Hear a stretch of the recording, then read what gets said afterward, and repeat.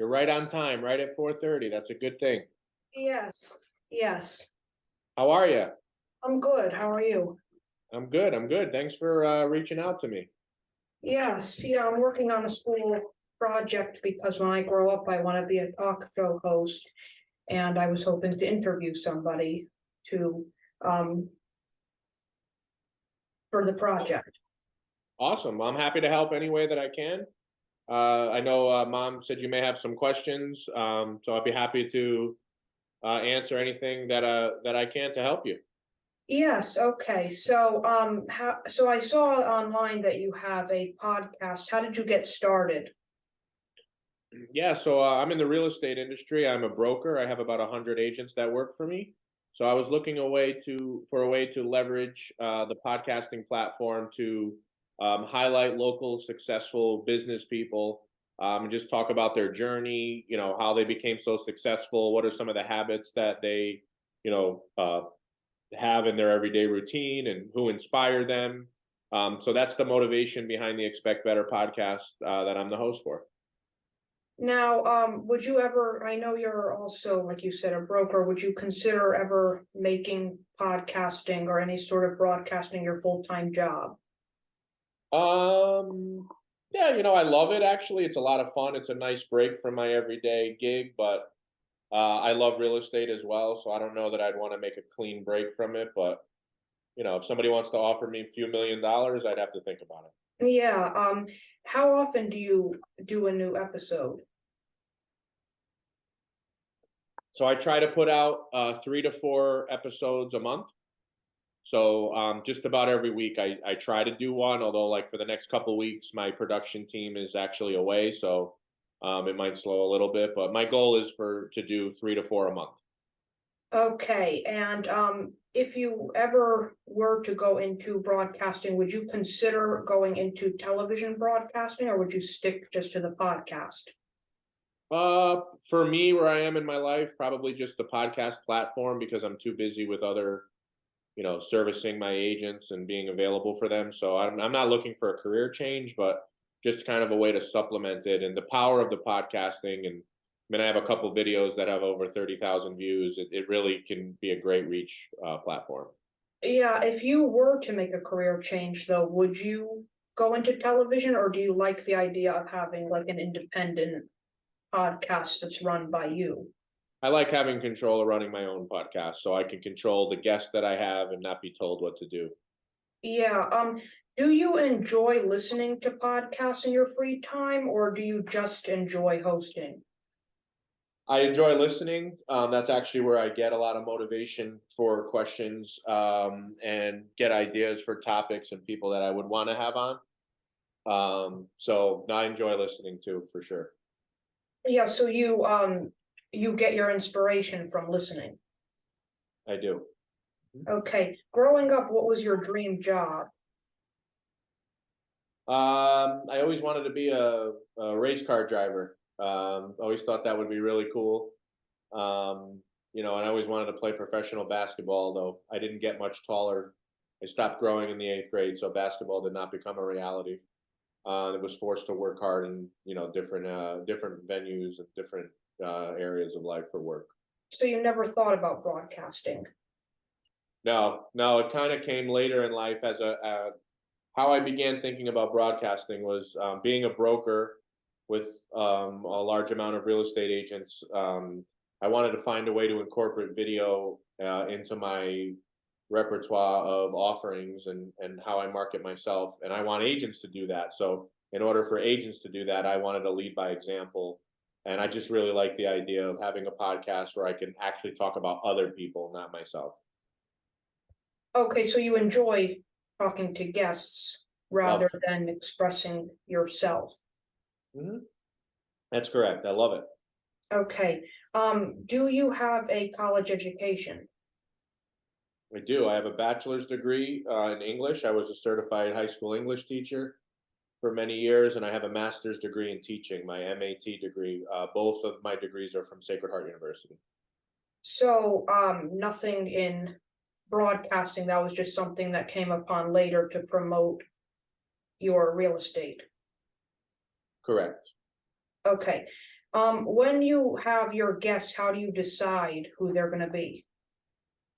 I'm a big time blocker, which is a interesting concept for you to understand. So I basically every hour of the day is assigned to do something for my business. So I basically time block a certain amount of time every week where I spend reaching out to people who I think would be good potential guests for the show.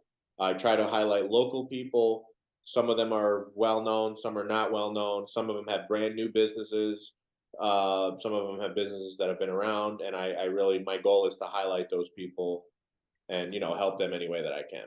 And now, if you were to interview somebody, like you were saying, that's very well known, how do you go about doing that? Like, is that a big process? Do you get a lot of rejections for guests? So I use social media to my advantage any way I can. So, for example, I had Chris Smith, who's the all-time leading scorer for UConn men's basketball ever in the history of the men's basketball program. I just reached out to him on Facebook and I wrote him a message, and it took him a while to respond, but he did respond, and he's one of my first guests. Okay, so you were saying before that you have videos with over 30,000 views. How did you get so popular on the podcasting platform?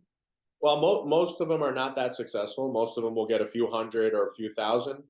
The videos that do really well and tend to go viral are the people that have their own built-in following, and that also get behind the marketing of the podcast.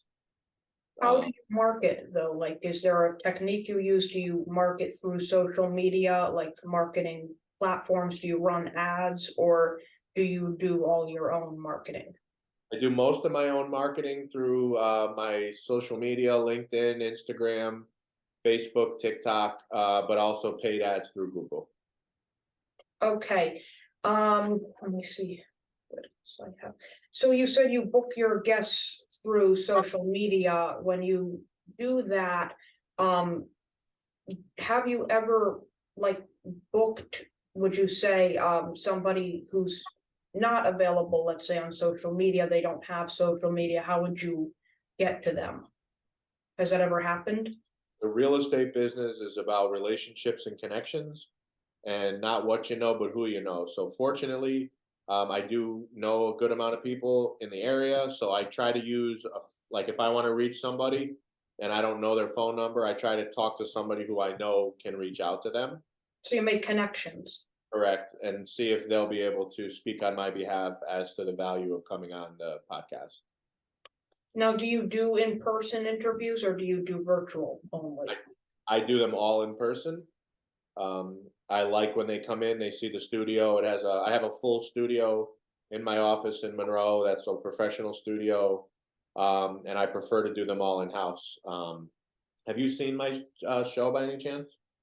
I was watching some today. Okay. I saw a clip when I was writing the questions during I have an advisor for the project, so I stayed after school to prepare the questions and everything like that.